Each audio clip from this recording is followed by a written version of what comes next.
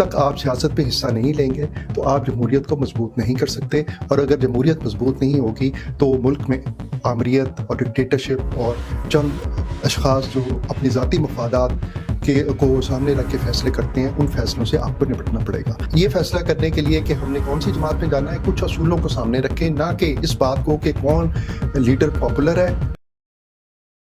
Views, آج ہم مقصود حسین خان صاحب جو پاکستان جاگو تحریک کے مرکزی جنرل سیکرٹری اور علی گڑھ انسٹیٹیوٹ آف پولیٹیکل لیڈرشپ کے فاؤنڈنگ ممبر ہیں، ان سے یہ جاننا چاہیں گے کہ پاکستان کا ایک عام آدمی، کامن مین، جو پاکستان کے حالات دیکھ کے پریشان بھی ہوتا ہے لیکن کچھ کرنا بھی چاہتا ہے، اس کے لیے ان کے پاس کیا میسج ہے؟ مقصود صاحب، welcome. Thank you very much جی۔ مجھے بڑی خوشی ہوئی ہے کہ آپ نے مجھے بطور گیسٹ بلایا ہے۔ دیکھیں، یہ جو ایک آپ نے سوال کیا ہے، یہ ہمارے جو عام لوگ ہیں یا عام پڑھے لکھے لوگ ہیں، ان کے ذہن میں اکثر یہ بات چلتی رہتی ہے کہ وہ اپنے لمیٹڈ مینس کے ساتھ اور لمیٹڈ تعلیم کے ساتھ وہ کس طرح سے اپنے ارد گرد کے حالات پر اور ملک کی سیاست پر کیسے اثر انداز ہو سکتے ہیں۔ دیکھیں، یہ بہت انتہائی ضروری ہے کہ ہم اس بات کو سمجھیں کہ ہمیں سیاست کرنا کیوں ضروری ہے۔ سیاست کا مطلب ہے کہ ہم جو ملکی فیصلے ہیں اس میں اپنے حصہ لینا چاہتے ہیں، اس میں حصے دار بننا چاہتے ہیں، ہم حکمرانی جو ہے اس کو بہتر کرنا چاہتے ہیں اور عوامی مفادات جو ہیں ان کی حفاظت کرنا چاہتے ہیں۔ یہ سیاست کے بنیادی مقصد ہے۔ تو اس کے لیے ایک عام آدمی کیا کر سکتا ہے؟ تو سب سے پہلے تو ہم یہ دیکھنے کی کوشش کرتے ہیں کہ سیاست میں آنا ضروری کیوں ہے ایک عام آدمی کے لیے۔ امپورٹنٹ بات ہے کہ جو ملک میں فیصلے ہو رہے ہوتے ہیں کہ کیا اس میں وہ اپنی آواز اگر نہیں اٹھائے گا تو اس پہ ان فیصلوں پہ کیا اثر ہوتا ہے۔ مثلا اگر آپ کی گلی خراب ہے یا اس میں کچھ سہولیات نہیں ہیں تو کیا آپ اپنی آواز اٹھا کے اس میں تبدیلی لا سکتے ہیں؟ تو شور ہمیں سب سے پہلی بات تو یہ ہے کہ ہماری آواز اٹھانے کے لیے سیاست میں آنا ضروری ہے۔ اس کے بعد جو فیصلے ہوتے ہیں اس کو بہتر بنانے کی ضرورت ہے۔ جب ہم سیاستدان فیصلے کرتے ہیں اور وہ آپ کے گلی محلے کے جو مفادات ہیں اس کے بارے میں ہوتے ہیں، تو جب آپ اپنی رائے قائم کرتے ہیں، ان پہ تنقید کرتے ہیں، تو وہ آپ ان فیصلوں پہ اثر انداز ہوتے ہیں۔ اور تیسری بات ہے کہ اس کے نتیجے میں حکمرانی بہتر ہوتی ہے، کیونکہ جتنے بھی سیاستدان ہیں جب ان پہ تنقید ہوتی ہے ان کے فیصلوں پہ تو ان کو اپنے فیصلوں پہ نظر ثانی کرنی پڑتی ہے۔ اور سب سے امپورٹنٹ بات یہ ہے کہ آپ جمہوریت کو مضبوط کرتے ہیں۔ جب تک آپ سیاست میں حصہ نہیں لیں گے تو آپ جمہوریت کو مضبوط نہیں کر سکتے، اور اگر جمہوریت مضبوط نہیں ہوگی تو ملک میں آمریت اور ڈکٹیٹرشپ اور چند اشخاص جو اپنی ذاتی مفادات کو سامنے رکھ کے فیصلے کرتے ہیں، ان فیصلوں سے آپ کو نپٹنا پڑے گا۔ تو یہ امپورٹنٹ بات ہے کہ ہم اس بات کو سمجھیں کہ سیاست میں آنا کیوں ضروری ہے۔ اب ایک عام آدمی سیاست میں کیسے حصہ لے سکتا ہے؟ ایک تو طریقہ یہ ہے کہ ہم ووٹ ڈالتے ہیں، الیکشن میں حصہ لیتے ہیں۔ تو ووٹ ڈالنا انتہائی ضروری ہے۔ ہماری اس وقت جو ریشو ہے ووٹ کی وہ تقریباً 40% ہے، وہ ایک بہت کم ریشو ہے۔ اس کو یعنی کہ بڑھنا چاہیے، 60% سے زیادہ ریشو ہونی چاہیے۔ وہ صرف اسی صورت میں ممکن ہے جب ہم ایکٹیولی الیکشن میں حصہ لیں۔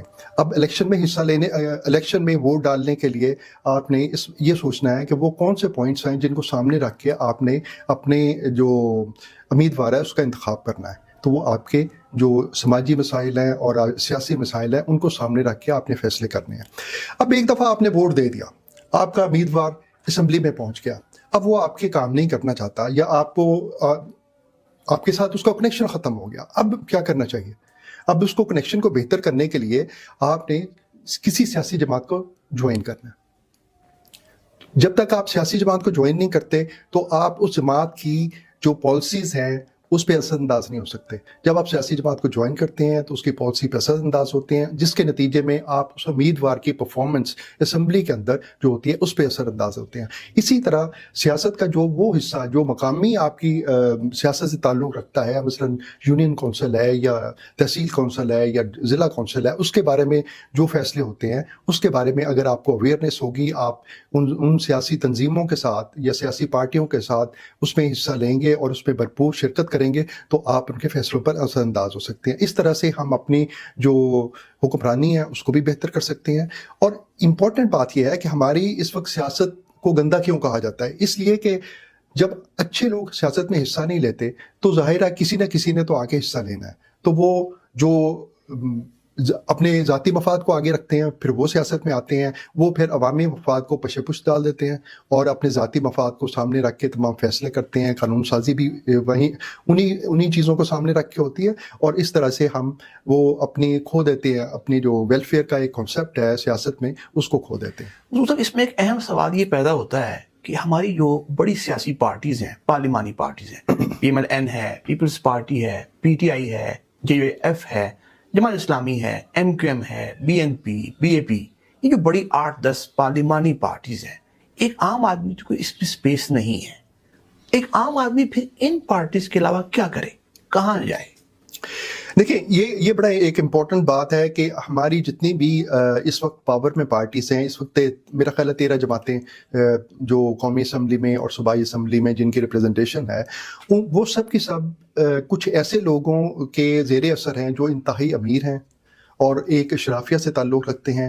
جو بھی جماعتیں اشرافیہ سے تعلق رکھتی ہیں اس میں عام لوگوں کو اتنی سپیس نہیں ملتی. تو سب سے پہلے تو ہم نے یہ جاگو تحریک بنائی ہے، یہ بیسیکلی یہ الیکشن پالیٹکس میں نہیں جانے والی جماعت، یعنی انتخابی سیاست نہیں کرے گی.